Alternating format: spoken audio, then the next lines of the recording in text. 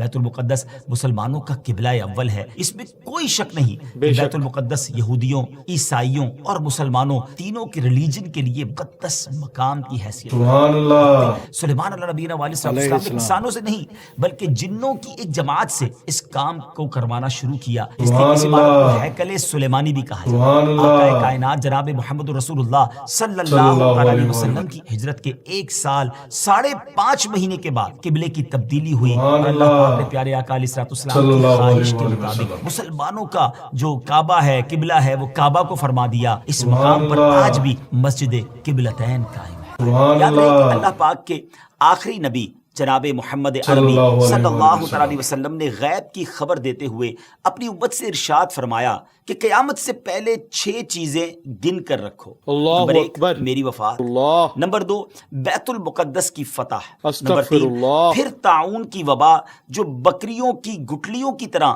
تمہارے اندر شروع ہو جائے گی، نمبر 4 اس قدر مال کی کثرت ہو جائے گی کہ کسی آدمی کو 100 دینار دینے پر بھی وہ خوش نہیں ہوگا، نمبر 5 ایک ایسا فتنہ اٹھے گا کہ عرب کا کوئی گھر باقی نہیں رہے گا جس پہ فتنہ داخل نہ ہوا ہو، نمبر 6 تمہارے اور رومیوں کے درمیان ایک سلو ہوگی اور رومی عہد شکنی کریں گے اور وہ 80 جھنڈے لے کر تمہارے اوپر حملہ آور ہوں گے اور ہر جھنڈے کے نیچے 12,000 فوج۔ استغفر اللہ۔ 6 نشانیاں نبی پاک صلی اللہ علیہ وسلم نے تفصیل کے ساتھ قیامت کی نشانیوں کے بارے میں بیان کی۔ اس حدیث پاک میں جو دوسری نشانی بیان کی گئی یعنی بیت المقدس کی فتح، اس بارے میں مزید بات کرنے سے پہلے آئیے پہلے ذرا بیت المقدس کے بارے میں کچھ سنتے ہیں کہ یہ کس جگہ کو کہا جاتا ہے اور اس کی تاریخ کیا ہے۔ بیت المقدس مسلمانوں کا قبلہ اول ہے، یہ فلسطین کے شہر القدس میں واقع ہے۔ بعض نے اس شہر کو بھی بیت المقدس کہا ہے۔ بیت المقدس کی تاریخ دیکھیں تو اس میں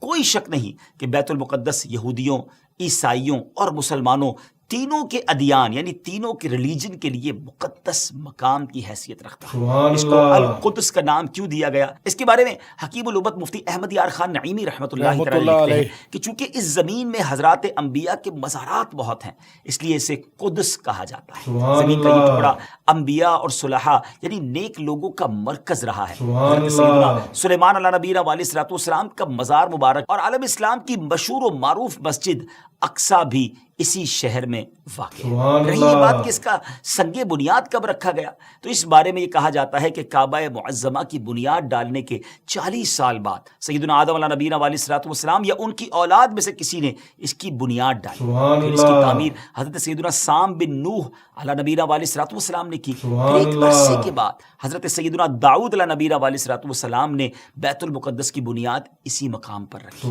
جہاں حضرت سیدنا موسیٰ علیہ نبینا علیہ السلام کا خیمہ نصب کیا گیا۔ اس عمارت کے پورا ہونے سے قبل حضرت سیدنا داؤد علیہ نبینا علیہ السلام کی دنیا سے وفات کا وقت قریب آ گیا، تو اب آپ نے اپنے بیٹے حضرت سیدنا سلیمان علیہ نبینا علیہ السلام کو اس کو مکمل کرنے کی وصیت فرمائی۔ حضرت سلیمان علیہ نبینا علیہ السلام نے کمال کا انتظام کیا، آپ نے انسانوں سے نہیں بلکہ جنوں کی ایک جماعت سے اس کام کو کروانا شروع کیا۔ 1 سال کا کام باقی تھا۔ اب ذرا غور کیجئے کہ جنات تعمیر کر رہے تھے مگر آپ کے انتقال کا وقت قریب آیا۔ آپ نے غسل فرمایا، نئے کپڑے پہنے، خوشبو لگائی اور اس طرح تشریف لائے کہ عصا پر یعنی اپنے جو لاٹھی تھی اس پر ٹیک لگا کر کھڑے ہو۔ ملک الموت حضرت اسرائیل علیہ السلام نے جن کا کام ہی روح قبض کرنا ہے انہوں نے آپ کی روح اسی حالت میں اسی عالم میں قبض کر اللہ اکبر۔ اسی طرح آپ عصا پر ٹیک لگائے کھڑے رہے۔ جی ہاں، دنیا سے آپ جا چکے تھے، وصال فرما چکے تھے، مگر آپ کا جو مبارک جسم ہے وہ عصا پر ٹیک لگائے کھڑا رہا۔ یہ اللہ کی شان ہے۔ حضرت سلیمان علیہ السلام کا یہ معجزہ بھی ہے۔ یہاں میں ایک اور دلچسپ بات آپ کو بتاتا چلوں کہ جب حضرت سلیمان علیہ السلام حیات تھے تو جنات کو رات کی رخصت بھی مل جاتی تھی، وہ دن میں کام کرتے تھے، حضرت سلیمان علیہ السلام بھی آرام کرنے چلے جاتے تھے، مگر آپ چونکہ اب کھڑے ہی تھے تو اب جنات کو دن رات راؤنڈ کلاک کام کرنا پڑ گیا۔ ہر وقت وہ آپ کھڑے رہے تو آپ کو اجازت مانگتے تھے، لیکن کسی میں ہمت نہیں ہوتی تھی کہ وہ اجازت مانگنے آپ سے مانگے، تو آپ سے اجازت بھی نہیں مانگ سکتے تھے۔ تو جنہوں نے 4 سال تک یک لخت، جی ہاں آل دا وے، دن رات برابر کام کیا۔ اچھا، حضرت سلیمان علیہ السلام جو ہے وہ عصا پر کھڑے ہیں، نہ جسم میں کوئی تبدیلی آ رہی ہے. اللہ اکبر. یہ بھی اللہ کے نبی کی شان دیکھیں. سبحان اس کی اللہ. تعمیر کی تکمیل چونکہ حضرت سلیمان علیہ الصلوۃ والسلام کے زیر نگرانی ہونی تھی، اس لیے اس عمارت کو ہیکل سلیمانی بھی کہا جاتا ہے. سبحان بیت اللہ. المقدس کی روشنی کا انتظام بھی نرالے انداز میں ہی کیا گیا تھا. تو اس طرح کہ حضرت سلیمان علیہ الصلوۃ والسلام نے بیت القدس کی مسجد کو سنگ مرمر سے اور ہیروں، موتیوں اور یاقوت سے بنوایا. سبحان اور بیت اللہ. المقدس کے گنبد کے سرے پر کبریت احمر، یہ سرخ گندک جی تھی، اس کا اہتمام کیا. اس کی روشنی کئی میلوں تک پہنچتی تھی. سبحان اللہ. اچھا ناظرین، جیسے اس کی تعمیر کا وقت پورا ہونے لگا تو اللہ کی شان دیکھیں کہ آپ کے اس عصا کو، اس لکڑی کو دیمک نے کھایا اور آپ اللہ کا جسم اکبر. زمین پر تشریف لایا. پھر لوگوں کو بھی پتہ چلا اور جنات کو بھی پتہ چلا کہ حضرت سلیمان علیہ الصلوۃ والسلام دنیا سے جا چکے اللہ. ہیں. سبحان اللہ، اتنی شاندار یہ عمارت. سبحان بیت اللہ. المقدس کی خدمت کے لیے کثیر خادمین حاضری دیتے رہتے. ایک وقت ایسا آیا کہ حضرت سیدنا زکریا علیہ نبینا علیہ الصلوۃ والسلام کے مبارک زمانے میں بیت المقدس کے خدام کی تعداد 4000 تھی. اللہ اکبر. اور خدام کے 27 یا 70 سردار تھے جن کے امیر سیدنا زکریا علیہ نبینا علیہ الصلوۃ والسلام تھے. حضرت سیدنا آدم علیہ الصلوۃ والسلام سے لے کر حضرت سیدنا موسیٰ علیہ نبینا علیہ الصلوۃ والسلام تک کعبہ یعنی بیت اللہ شریف ہی کعبہ رہا. پھر حضرت سیدنا موسیٰ علیہ نبینا علیہ الصلوۃ والسلام سے لے کر حضرت سیدنا عیسیٰ علیہ الصلوۃ والسلام تک بیت المقدس قبلہ رہا. سبحان جب اللہ. آقائے کائنات جناب محمد رسول اللہ صلی اللہ علیہ وسلم کی آمد ہوئی اور آپ نے اعلان نبوت فرما کر اسلام کی تعلیم اور اشاعت کا سلسلہ شروع کیا تو مکہ مبارک میں جتنا عرصہ رہے اس وقت تک بھی مسلمان بیت المقدس کی طرف رخ کر کے عبادت کرتے تھے. پھر نبی پاک علیہ السلام نے مدینے کی طرف ہجرت فرمائی اور ہجرت کے بعد مدینہ منورہ میں بھی مسلمان 16 یا 17 مہینے تک بیت المقدس کی طرف ہی رخ کر کے نمازیں پڑھتے رہے. ہجرت کے 1 سال 5.5 مہینے کے بعد 15ویں رجب پیر کے دن مسجد بنی سلمہ میں نماز ظہر کے درمیان قبلے کی تبدیلی ہوئی اور اللہ پاک نے پیارے آقا علیہ الصلوۃ والسلام کی خواہش کے مطابق مسلمانوں کا جو کعبہ ہے، قبلہ ہے، وہ کعبہ کو فرما دیا اور اب مسلمان کعبے کی طرف رک کر کے نماز ادا کرنے لگے. اس مقام پر آج بھی مسجد قبلتین قائم ہے. حضرت سلیمان علیہ الصلوۃ والسلام کے بعد بنی اسرائیل کے زوال کے ساتھ ہی بنی اسرائیل 2 حصوں میں منقسم ہو گئے، تقسیم. اللہ اکبر. ہیکل سلیمانی کی عزت میں بھی کمی آ گئی. استغفر ویسے تو اللہ. ہیکل سلیمانی پر کئی حملے ہوئے مگر ایران کے بادشاہ بخت نصر نے جو فلسطین پر حملہ کیا تھا اس میں ہیکل سلیمانی کو مکمل طور پر مسمار کر استغفر اللہ. اور بڑے پیمانے پر یہودیوں کا قتل عام کیا. تورات جلا دی گئی استغفر اور اس وقت اللہ. یہودی غلاموں کو دریائے فرات کے کنارے آباد کیا گیا اور انہوں نے اس بستی کا نام تل ابیب رکھا. اس کے بعد ایران کے پہلے کسرا خسرو نے یہودیوں کو واپس فلسطین جانے کی اجازت دے دی. اللہ. تب وہ جنوبی فلسطین میں آ کر آباد ہوئے اور ہیکل سلیمانی کی اثر نو تعمیر کی. مگر اللہ یہ تعمیر اکبر. بھی زیادہ عرصے قائم نہ رہ سکی اور 70 عیسوی میں روم کے بادشاہ توتس نے ایک مرتبہ پھر ہیکل سلیمانی پر حملہ کیا، اسے مسمار کر دیا استغفر اور یہودیوں اللہ. کو فلسطین کے جنوبی حصے سے بھی نکال دیا. توبہ استغفر یوں فلسطین مکمل طور پر یہود سے خالی ہو گیا تھا. حضرت عمر فاروق رضی اللہ تعالیٰ عنہ کے عہد خلافت میں جب فلسطین فتح کیا گیا اس وقت وہاں عربی النسل قبائل آباد تھے. اسلامی لشکر کے سپہ سالار سیدنا ابو عبیدہ بن جراح رضی اللہ تعالیٰ عنہ نے فتح یرموک کے بعد اسلامی لشکر کے ساتھ آپ دمشق آ چکے تھے. آپ نے اپنے اصحاب سے مشورہ کیا کہ قیصاریہ روانہ ہو یا بیت اللہ اکبر. حضرت سیدنا معاذ بن جبل رضی اللہ تعالیٰ عنہ کے مشورے پر عمل کرتے ہوئے سیدنا فاروق اعظم رضی اللہ تعالیٰ عنہ کی بارگاہ میں ایک مکتوب روانہ کیا گیا. دونوں شہروں میں سے کس شہر کا انتخاب کیا جائے؟ سیدنا فاروق اعظم رضی اللہ تعالیٰ عنہ نے جلیل القدر صحابہ کرام علیہ رضوان سے جب مشورہ کیا تو مولا علی شیر خدا کرم اللہ تعالیٰ وجہ الکریم نے فرمایا کہ اے امیر المومنین، آپ اسلامی لشکر کو بیت المقدس کی طرف روانگی کا حکم سبحان اللہ. پہلے بیت المقدس کو فتح کرے پھر قیصاریہ کی طرف جائیں، کیونکہ رسول پاک علیہ الصلوۃ والسلام نے پہلے مجھے بیت المقدس کی فتح اور بعد میں قیصاریہ کی فتح کی خوشخبری دی. سبحان اللہ. سیدنا فاروق اعظم رضی اللہ تعالیٰ نے فرمایا اے ابو الحسن، آپ نے سچ کہا. سیدنا ابو عبیدہ بن جراح رضی اللہ تعالیٰ کی طرف پہلے بیت المقدس اور پھر قیصاریہ روانگی کا حکم لکھ کر روانہ کیا. سبحان اللہ. ویورز ہے نا بڑی عجیب داستان، بڑی ایمان افروز بے داستان. شک. سیدنا ابو عبیدہ بن جراح رضی اللہ تعالیٰ کو جیسے ہی امیر المومنین کا مکتوب ملا، آپ نے روزانہ 5,000 مجاہدین لشکر بیت المقدس روانہ شروع کر دیے، یعنی 5,000 مجاہدین ڈیلی روانہ ہوئے۔ سبحان بیت اللہ۔ المقدس کا جو قلعہ تھا، جو فورٹ تھا، وہ بڑا مضبوط تھا۔ رومیوں نے یرموک کا حال سن کر پوری تیاری کر رکھی تھی۔ اسلامی لشکر کے جاتے ہی انہوں نے قلعے کا محاصرہ کیا، اس کو سراؤنڈ کر لیا۔ حضرت ابو عبیدہ بن جراح رضی اللہ عنہ کے حکم سے روزانہ اس فورٹ پر، اس قلعے پر حملہ کیا جاتا۔ 11 دن تک حملہ کرتے رہے، مگر کوئی خاص پیش رفت نہ ہوئی، کوئی پروگرس نہ ہو رہی تھی۔ 11ویں دن خود سیدنا ابو عبیدہ بن جراح رضی اللہ تعالیٰ عنہ، سیدنا خالد بن ولید رضی اللہ تعالیٰ عنہ تشریف لائے۔ سبحان مجاہدین اللہ۔ نے تکبیر و تحلیل کی صدائیں بلند کی، خوب نعرے لگائے۔ سبحان رومیوں کو اللہ۔ معلوم ہو گیا کہ اسلامی لشکر کا کوئی بڑا سردار آ گیا۔ سبحان وہ پریشان اللہ۔ ہوئے، اپنے سب سے بڑے راہب قمامہ کے پاس گئے اور ساری صورتحال بیان کی۔ جب اسے معلوم ہوا کہ مسلمانوں کا سردار آ گیا ہے، وہ بہت پریشان ہوا اور کہنے لگا، اب تمہاری ہلاکت نزدیک ہے، کیونکہ میں نے پچھلی کتابوں میں پڑھا ہے کہ ملک شام کو محمد الرسول اللہ صلی اللہ تعالیٰ علیہ وسلم کا ایک سرخ رنگ کا صحابی فتح کرے گا۔ سبحان اگر اللہ۔ وہی سردار ہے تو صلح کے علاوہ اب تمہارے پاس کوئی دوسری صورت نہیں۔ سبحان پھر وہ اللہ۔ اسلامی لشکر کے سپہ سالار کو دیکھنے کے لیے قلعے کے دیوار پر آیا، سیدنا ابو عبیدہ بن جراح رضی اللہ تعالیٰ کو بلایا۔ آپ رضی اللہ تعالیٰ جب آگے گئے تو ان سے بھی وہی بات کی۔ حضرت ابو عبیدہ بن جراح نے کہا، یا تو تم اسلام قبول کر لو یا جزیہ دے کر امان حاصل کر لو، پھر ہم سے جنگ کرنے کے لیے تیار ہو جاؤ۔ لیکن اس راہب قمامہ نے سیدنا ابو عبیدہ بن جراح رضی اللہ تعالیٰ کی بات کا کوئی جواب نہ دیا، فقط خاموشی سے وہ بس آپ کو دیکھتا رہا، پھر واپس چلا گیا۔ اس نے اپنی قوم سے کہا کہ یہ وہ شخص نہیں ہے جس کے بارے میں میں نے کتابوں میں پڑھا ہے، لہٰذا تم ان سے جنگ کرتے رہو، یہ تمہارا بال بھی بیکا نہیں کر سکتے۔ سیدنا ابو عبیدہ بن جراح رضی اللہ تعالیٰ عنہ نے بھی وہاں سے واپس آ کر اسلامی لشکر کو جنگ کا حکم دے دیا۔ روزانہ اسلامی لشکر اس فورٹ پر، اس قلعے پر حملہ کرتا، رومی تیروں کی برسات کرتے، دونوں طرف سے جانی نقصان بھی ہوتا، سپاہی زخمی بھی ہوتے۔ لڑائی 4 ماہ تک جاری رہی۔ جی ہاں ویورز، 4 منتھ تک یہ لڑائی جاری رہی۔ اہل شہر تنگ آ گئے، وہ دوبارہ اپنے جو سردار تھا، جو ان کا لیڈر تھا قمامہ، اس کے پاس گئے، ساری صورتحال بیان کی۔ وہ نصرانی راہب جو تھا وہ پھر قلعے کی دیوار پر آیا اور سیدنا ابو عبیدہ بن جراح رضی اللہ تعالیٰ عنہ سے کہنے لگا کہ ہم ہر حال میں تم سے جنگ کریں گے، البتہ ہمارے شہر کو صرف ایک ہی شخص فتح کرے گا جس کے اوصاف ہماری کتابوں میں لکھے ہوئے ہیں، وہ تم نہیں ہو۔ سیدنا ابو عبیدہ بن جراح رضی اللہ تعالیٰ نے فرمایا کہ تمہاری کتابوں میں اس کے کیا اوصاف لکھے ہوئے ہیں؟ اس نے کہا، وہ ہم تمہیں نہیں بتائیں گے، البتہ اسے دیکھ کر ہم فوراً پہچان لیں گے کہ یہ وہی شخص ہے۔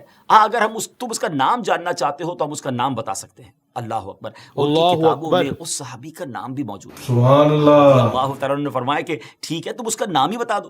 اس نصرانی راہب نے کہا کہ جو شخص ہمارے اس شہر کو فتح کرے گا وہ محمد الرسول اللہ صلی اللہ علیہ وسلم کا صحابی ہوگا، اور اس کا نام عمر بن خطاب ہے، جو فاروق کے لقب سے مشہور ہوگا، اور وہ نہایت سخت گیر ہوگا، اللہ کے کاموں میں کسی ملامت کرنے والے کی ملامت کی پرواہ نہ کرے گا۔ سبحان اللہ۔ سیدنا ابو عبیدہ بن جراح رضی اللہ تعالیٰ عنہ نے جیسے ہی یہ سنا تو مسکرا دی اور خوش ہو کر فرمایا، فتحنا البلد ورب الکعبہ، یعنی رب کعبہ کی قسم ہم نے اس شہر کو فتح کر لیا۔ پھر آپ اس راہب کی طرف متوجہ ہوئے اور فرمایا، تم جن کا ذکر خیر کر رہے ہو وہ ہمارے خلیفہ ہیں، ہمارے نبی علیہ الصلوۃ والسلام کے جلیل القدر صحابی ہیں۔ راہب نے کہا، اگر واقعی ایسی بات ہے تو تم جنگ موقوف کر دو اور انہیں یہاں بلاؤ، اگر ان میں تمام صفات وہی ہوئی جو ہمارے علم میں ہیں تو ہم ان کے لیے شہر کے دروازے بغیر جنگ کے کھول دیں گے اور ان کو جزیہ بھی ادا کریں گے۔ سبحان اللہ تعالیٰ نے یہ بات منظور فرما لی۔ نصرانی راہب سے گفتگو کرنے کے بعد سیدنا ابو عبیدہ رضی اللہ تعالیٰ عنہ نے جب وہ تشریف لائے اور نصرانی راہب سے ہونے والی گفتگو کی تفصیلات لشکر میں سب کو بتائیں تو تمام مجاہدین خوش ہو گئے۔ ایک مکتوب جس میں تمام تفصیلات انہوں نے لکھی سیدنا عمر فاروق رضی اللہ تعالیٰ کی بارگاہ میں انہوں نے پیش کر دی اور وہاں وہ خط بھیج دیا۔ سبحان اللہ۔ جب یہ خط مدینہ منورہ پہنچتا ہے، حضرت سیدنا میسرہ بن مسروق رضی اللہ تعالیٰ عنہ مدینہ منورہ پہنچتے ہیں، بارگاہ فاروقی میں حاضر ہوئے، سلام عرض کیا، فرمایا خوشخبری لائے ہو؟ عرض کیا، رب کعبہ کی قسم خوشخبری ہے۔ پھر وہ مکتوب بارگاہ فاروقی میں پیش کیا گیا۔ سیدنا فاروق اعظم رضی اللہ تعالیٰ نے جب مکتوب پڑھا، صحابہ کرام سے مشورہ کیا اور ملک شام کی طرف سفر کا ارادہ کر لیا۔ سبحان اللہ۔ امیر المومنین سیدنا فاروق اعظم رضی اللہ تعالیٰ کا بیت المقدس جب جانے کا فیصلہ ہوا، یہ خبر سن کر مدینہ منورہ میں خوشی کی لہر دوڑ گئی۔ اپنے سفر کا آغاز فرماتے ہوئے سب سے پہلے آپ مسجد نبوی شریف میں آئے، آپ نے 4 رکعت نماز ادا کی، نبی پاک علیہ صلی السلام اللہ کی علیہ بارگاہ میں وسلم۔ حضرت ابوبکر صدیق رضی اللہ تعالیٰ عنہ کی بارگاہ میں سلام پیش کیا. پھر اس کے بعد حضرت عمر فاروق رضی اللہ تعالیٰ عنہ نے اپنا سفر شروع کر دیا. سبحان علی اللہ۔ کرم اللہ تعالیٰ وجہ الکریم کو اپنا نائب مدینے میں مقرر کیا اور چند اصحاب کو ساتھ لیا اور اب ملک شام کی طرف روانہ ہو گئے. سبحان آپ رضی اللہ۔ اللہ تعالیٰ کے سفر کی یہ نوعیت ہوتی تھی کہ نماز فجر کے بعد سفر طے فرماتے اور ظہر کے وقت کسی مقام پر ٹھہر جاتے، وہاں اپنے اصحاب کو واعظ و نصیحت فرماتے، سبحان اللہ عز و جل اللہ۔ کا خوف، عبادت کا تذکرہ، آخرت وغیرہ پر مشتمل بیان فرماتے اور اس کے بعد ستو اور کھجور وغیرہ سے اپنا لنچ کرتے تھے. سبحان کیسا اللہ۔ سادہ کھانا تھا امیر المومنین کا. جن جن راستوں سے آپ گزرتے تھے وہاں کے لوگ اپنے مقدمات، اپنی عرضیاں لے کر آپ کے پاس آتے. سبحان اور اس کی اللہ۔ روشنی میں آپ ان کا فیصلہ بھی فرماتے جاتے، یہاں تک کہ ملک شام کی سرحد میں داخل ہو گئے. سبحان اللہ۔ آپ نے عربی شاہ سواروں کا ایک قافلہ دیکھا. سیدنا زبیر بن عوام رضی اللہ تعالیٰ عنہ کو وہ آگے بھیجا کہ معلوم کرو یہ لوگ کون ہیں. تو حضرت زبیر بن عوام رضی اللہ تعالیٰ عنہ نے خبر دی کہ حضور جو لشکر اس وقت آپ کا بیت المقدس میں انتظار کر رہا ہے، اس لشکر والوں نے ایک دستہ بھیجا ہے کہ خوشخبری لے کر آئیں کہ امیر المومنین تشریف لا چکے ہیں یا نہیں. سبحان وہ قافلہ اللہ۔ سیدنا فاروق اعظم رضی اللہ تعالیٰ عنہ کی بارگاہ میں حاضر ہوا، ہدیہ سلام کے بعد کہا، مصافحہ کیا، دست بوسی کی. اور فاروق اعظم رضی اللہ تعالیٰ عنہ نے ان سے پوچھا کہ تم لوگ یہاں کس لیے آئے ہو؟ عرض کی حضور اے امیر المومنین، آپ کی تشریف آوری کے انتظار میں پورا اسلامی لشکر اپنی آنکھیں بچھائے، پلکیں بچھائے ہوئے ہے اور گردنیں اٹھا اٹھا کر لوگ مدینہ منورہ سے آنے والے راستے پر نظریں جمائے ہوئے ہیں. ہر شخص آپ کے دیدار کے لیے بے چین ہے. لہٰذا اسلامی لشکر کے سپہ سالار امین الامت حضرت سیدنا ابو عبیدہ بن جراح رضی اللہ تعالی عنہ نے آپ کی بارگاہ میں خبر معلوم کرنے کے لیے بھیجا ہے. حضور اگر آپ اجازت دے دیں تو میں جلدی واپس جا کر لشکر کو آپ کی آمد کی خوشخبری سنا دوں. سبحان اللہ۔ اللہ تعالیٰ عنہ نے اسے اجازت دے دی. اس قافلے نے لشکر اسلام میں پہنچ کر سب کو خبر دے دی کہ الحمدللہ امیر المومنین شام کی حدود میں داخل ہو گئے ہیں. ہر شخص چاہتا تھا کہ وہ جائے استقبال کے لیے، مگر سیدنا ابو عبیدہ بن جراح رضی اللہ تعالیٰ عنہ نے لشکر کو وہیں ٹھہرنے کا حکم دیا اور خود امیر المومنین کی بارگاہ میں استقبال کے لیے حاضر ہو گئے. سیدنا ابو عبیدہ بن جراح رضی اللہ تعالیٰ عنہ کا قافلہ امیر المومنین کے اس مدینے سے آنے والے مدنی قافلے سے ملا. سیدنا ابو عبیدہ بن جراح اپنی اونٹنی پر سوار ہو کر آئے تھے. آپ نے اپنی اونٹنی بٹھائی، نیچے اترے، امیر المومنین کی خدمت میں ہدیہ سلام پیش کیا، مصافحہ کیا، گلے ملے. بقیہ اصحاب نے بھی اس طرح ملاقات کی. پھر یہ قافلہ اسلامی لشکر کی طرف روانہ ہوا. سبحان اللہ۔ سوچئے کیسا منظر ہوگا جب یہ قافلہ بیت المقدس پہنچا. مجاہدین نے نہایت شاندار استقبال کیا. تمام مجاہدین نے آپ سے ملاقات کی، آپ کی دست بوسی کی. پھر آپ نے ان سے نہایت فصیح و بلیغ خطبہ بھی دیا. تمام مجاہدین کو اعمال صالحہ، تقوی و پرہیزگاری وغیرہ اختیار کرنے کی نصیحت اور تنبیہ فرمائی. سبحان سے فارغ ہو اللہ۔ کر سیدنا ابو عبیدہ بن جراح رضی اللہ تعالیٰ عنہ نے ملک شام کی جنگوں کو بالتفصیل بیان کیا، جنہیں سن کر فاروق اعظم رضی اللہ تعالیٰ عنہ کبھی روتے اور کبھی خوش ہوتے. دونوں میں گفتگو ہوتی رہی یہاں تک کہ ظہر کا وقت ہو گیا. مؤذن رسول سیدنا بلال حبشی رضی اللہ تعالیٰ عنہ جو نبی پاک علیہ السلام کے دنیا سے پردہ فرمانے کے بعد مدینہ طیبہ سے ملک شام چلے آئے تھے. لشکر اسلام میں شامل ہو کر وہ بھی جہاد میں مصروف ہو گئے تھے. حضرت جناب رسول اللہ صلی اللہ تعالیٰ علیہ وسلم کی مثال ظاہری کے بعد آپ نے اذان کہنا چھوڑ دی تھی. اپنے آقا و مولا علیہ السلام کی جدائی اور فرقت کے رنج میں وہ ایسے شکستہ دل تھے کہ اذان دیتے وقت انہیں سخت غم اور جو ہے وہ رنج لاحق ہو جاتا تھا. محبوب کی یاد ستاتی تھی، اتنی گریہ وزاری ہوتی تھی کہ اذان کو کمپلیٹ کرنا مشکل ہو جاتا تھا. جب نماز ظہر کا وقت ہوا تمام مجاہدین نے امیر المومنین سے عرض کی کہ حضور حضرت بلال بھی موجود ہیں، ہم چاہتے ہیں کہ حضرت بلال کی اذان سنیں. سبحان اللہ۔ اسلام کے زمانے مبارکہ کی یاد تازہ ہو جائے گی. سبحان اللہ۔ اعظم رضی اللہ تعالیٰ عنہ نے سیدنا بلال حبشی کو حکم دیا، مجاہدین کی خواہش بیان کی. سیدنا بلال حبشی رضی اللہ تعالیٰ عنہ نے اذان تو بالکل چھوڑ دی تھی، کسی کے کہنے پر بھی اذان نہ دیتے تھے، لیکن فاروق اعظم رضی اللہ تعالیٰ عنہ کا حکم تھا اور بڑا وہ ادب بھی کرتے تھے، اس لیے اذان دینے کے لیے راضی. سبحان اللہ۔ ہوگا حضرت بلال حبشی رضی اللہ تعالیٰ عنہ نے اذان شروع کی. جیسی بلند آواز سے کہا اللہ اکبر اللہ اکبر، اللہ اکبر، ان کی آواز میں وہ درد تھا کہ لشکر اسلام پر لرزہ طاری ہو. مجاہدین کی آنکھیں اشکبار ہو گئیں. محبوب اکرم کا زمانہ یاد آ گیا. اللہ شام کی سرزمین میں مدینے کی یاد تازہ ہو رہی ہے. رسول پاک علیہ السلام کے دیدار سے اپنی آنکھوں کو ٹھنڈا کیا کرتے تھے، مگر وہ دیدار اب کہاں نصیب. تمام مجاہدین شدت غم سے کانپنے لگے. سیدنا بلال حبشی رضی اللہ تعالیٰ عنہ اشہد ان محمد الرسول اللہ سبحان اللہ پہنچے تو پورے لشکر پہ ایک کوہرام اللہ صحابہ کرام علیہ رضوان نے اپنے محبوب آقا کی یاد میں وہ تڑپنے لگے، آہو بکا کا شور بلند ہو گئے۔ اللہ شدت غم سے مجاہدین ایسے تڑپتے کہ ابھی ان کے دل پھٹ جائیں گے، بعض پر تو بے ہوشی طاری ہو گئی۔ اللہ فاروق اعظم رضی اللہ رضی تعالیٰ عنہ پر بھی تعالیٰ گریہ عنہ، طاری تھا۔ حضرت بلال حبشی رضی رضی اللہ اللہ تعالیٰ عنہ کی تعالیٰ حالت بھی عنہ، ناقابل برداشت تھی۔ اللہ ایسا لگتا تھا کہ وہ اذان پوری نہ کر پائیں گے۔ اسلامی لشکر پر غم و اضطراب کی وہ کیفیت طاری تھی کہ رونے اور چیخنے کے سوا کچھ سنائی نہ دیتا تھا۔ اللہ بہرحال سیدنا بلال حبشی رضی اللہ تعالیٰ عنہ نے اذان مکمل کی۔ سبحان اللہ، بہت دیر تک صحابہ کرام محبوب کریم علیہ الصلوۃ والسلام کی یاد میں روتے رہے۔ اللہ اکبر، بالآخر اللہ کریم نے سب کو تسکین عطا فرمائی۔ سبحان اللہ، رضی اللہ تعالیٰ عنہ نے پورے لشکر کو نماز پڑھائی، سبحان اللہ، بیت المقدس کی طرف جانے کا ارادہ فرمایا۔ سبحان جب آپ اللہ، نے بیت المقدس کی طرف روانگی کا ارادہ فرمایا تو بکری کے بالوں سے بنا ہوا لباس پہنا، وہ جبہ جو تھا نا ناظرین، ٹکڑے ٹکڑے سی کر بنایا گیا تھا اور اس میں 14 پیوند تھے۔ اللہ اکبر، ایک پیوند جو ہے وہ چمڑے کا بھی اس میں تھا، اتنا سادہ اور جس کو آپ کہیں بالکل کم پیسوں والا لباس۔ اسلامی لشکر کے تمام سرداروں نے آپ سے گزارش کی، حضور آج تو بڑا اہم دن ہے، اللہ آپ اکبر، اچھے کپڑے آج زیب تن کیجئے، اچھے گھوڑے پر سوار ہوں۔ آج آپ کو بیت المقدس کے جو لوگ ہیں ان سے ملنا ہے اور انشاءاللہ ہمیں فتح ملنی ہے۔ جب لوگوں نے بڑا اصرار کیا تو آپ راضی ہو گئے اور مصر سبحان کے اللہ، اعلیٰ قسم کا سفید لباس پہن کر گھوڑے پر سوار ہو کر اسلامی لشکر کے ساتھ اب بیت المقدس کے قلعے کی جانب روانہ ہوئے۔ سبحان چند اللہ، قدم ہی چلے تھے ناظرین کہ آپ کے چہرے پر گھبراہٹ کے آثار، استغفر آپ اللہ، ایسا لگتا تھا جیسے آپ کو بڑی سخت تکلیف ہو گئی ہے، آپ کے چہرے کا رنگ تبدیل ہو گیا۔ اللہ سواری کو رکوایا، فوراً گھوڑے سے نیچے آئے اور فرمایا اللہ عز و جل مجھے معاف فرما۔ آمین، قریب تھا کہ میں ہلاک ہو جاتا، کیونکہ ایسے پرتکلف اتنے قیمتی لباس کو پہن کر میرے دل میں عجب اور تکبر داخل ہو گیا تھا۔ استغفر میں نے اللہ عز اللہ، و جل کے محبوب علیہ الصلوۃ والسلام کو یہ فرماتے سنا ہے کہ جس کے دل میں ذرہ برابر بھی تکبر ہوگا وہ جنت میں داخل نہیں ہوگا۔ استغفر تمہارے اللہ، اعلیٰ اور سفید لباس نے مجھے ہلاکت میں ڈال دیا۔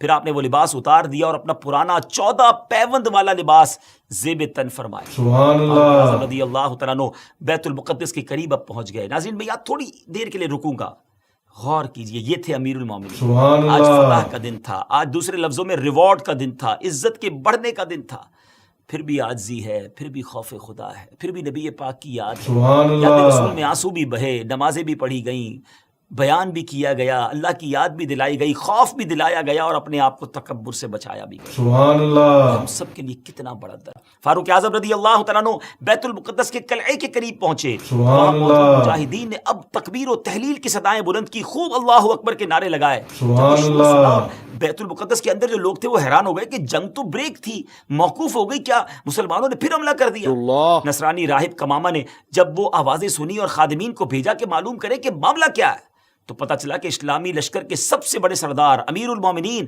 حضرت عمر بن خطاب رضی اللہ تعالیٰ عنہ تشریف لائے ہیں۔ سبحان نصرانی راہب اللہ، قلعے کی دیوار پر آیا اور اسلامی لشکر میں پیغام بھیجا کہ حضرت عمر بن خطاب رضی اللہ تعالیٰ عنہ کی زیارت اور شناخت کرنا چاہتے ہیں، انہیں قلعے کے قریب لایا جائے۔ سبحان سیدنا اللہ، فاروق اعظم رضی اللہ تعالیٰ عنہ بغیر اسلحے کے اکیلے ہی قلعے کے قریب جانے لگے تو بعد میں یہ فیصلہ ہوا کہ حضرت ابو عبیدہ بن جراح رضی اللہ تعالیٰ عنہ بھی ساتھ جائیں۔ سبحان اب اپنے اللہ، اونٹ پر سوار تھے، ہاتھ میں ایک درہ تھا۔ جب دیوار کے قریب پہنچے تو اس نصرانی راہب نے آپ کو بڑے غور سے دیکھنا شروع کر دیا۔ تھوڑی دیر بعد نصرانی راہب نے کمامہ نے بلند آواز سے شور کرتے ہوئے اپنی قوم کو پکار کر کہا خدا کی قسم یہ وہی شخص ہیں جن کی صفات ہم نے اپنی کتابوں میں پڑھی ہیں سبحان اور ان کے اللہ، ہاتھوں پر ہمارا شہر فتح ہوگا۔ پھر اس کمامہ نے اپنی قوم کو جھڑکتے ہوئے اور ڈانٹتے ہوئے کہا کہ سختی ہو تم پر، یہ کیا تاخیر ہے، قلعے سے جلدی اترو، ان کے پاس جاؤ، ان سے امان اور ذمہ داری حاصل کرو۔ خدا کی قسم محمد بن عبداللہ علیہ الصلوۃ والسلام کے یہ صحابی ہیں۔ سبحان جب انہوں نے اللہ، کمامہ کا فرمان سنا تو وہ جلدی جلدی قلعے کی دیوار سے اترے، شہر کے دروازے کھول دیے گئے، دوڑتے ہوئے فاروق اعظم رضی اللہ تعالیٰ عنہ کی بارگاہ میں حاضر ہوئے، سبحان سلو اور اللہ، امان کی درخواست کرنے لگے۔ آپ رضی اللہ تعالیٰ عنہ نے اللہ پاک کا شکر ادا کرتے ہوئے اپنے اونٹ پر ہی سجدہ شکر ادا کیا اور سبحان پورے اللہ، شہر والوں کو امن و امان اور اس کا جو پروانہ تھا وہ جاری کر دیا، عہد و پیمان ہو گئے۔ سبحان دوسرے دن اللہ، آپ رضی اللہ تعالیٰ عنہ نے بعد نماز فجر عظیم و شان فتح و نصرت کے ساتھ بیت المقدس کے قلعے میں داخلہ فرمایا۔ اس کے بعد سبحان کئی اللہ، 100 سال تک بیت المقدس مسلمانوں کے قبضے میں رہا۔ سبحان بعد ازاں اللہ، تقریباً 11ویں صدی عیسوی میں بیت المقدس عیسائیوں کے قبضے میں چلا گیا، جسے سلطان صلاح الدین ایوبی رضی اللہ تعالیٰ عنہ نے 1187 عیسوی میں دوبارہ فتح کیا اور بیت المقدس دوبارہ مسلمانوں کے قبضے میں آ گیا۔ سبحان اور پہلی اللہ، جنگ عظیم تک ترک عثمانیہ خلافت کے زیر انتظام رہا.